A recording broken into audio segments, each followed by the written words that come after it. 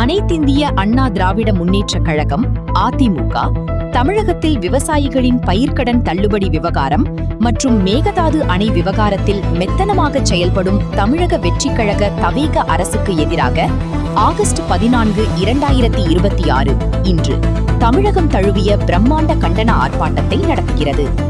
தமிழகத்தில் பயிர்க்கடன்களை முழுமையாக தள்ளுபடி செய்யாமல் விவசாயிகளை ஏமாற்றியது, மேகதாது அணை பிரச்சனையில் தவேக அரசின் மெத்தன போக்கு மற்றும் காவிரி நீர் உரிமையை பெற தவறியது ஆகியவற்றை எதிர்த்து இந்த போராட்டம் நடத்தப்படுகிறது. அதிமுக பொதுச் செயலாளர் எடப்பாடி கே. பழனிசாமி இந்த ஆர்ப்பாட்டத்தை தஞ்சாவூரில் முன்னின்று நடத்துகிறார்.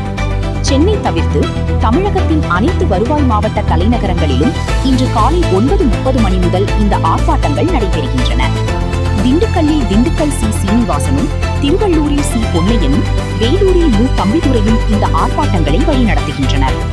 எஸ்.பி. வேலுமணி, நாட்டம் விஸ்வநாதன் போன்ற கட்சியின் மூத்த அதிருப்தி தலைவர்கள் எடப்பாடி பழனிசாமி ஆகஸ்ட் 14 ஆர்ப்பாட்டத்தை வழிநடத்த விதித்த உத்தரவை நிராகரித்து கட்சி தலைமைக்கு எதிராக குரல் எழுப்பியுள்ளது அதிமுகவின் சலசலப்பை ஏற்படுத்தியுள்ளது.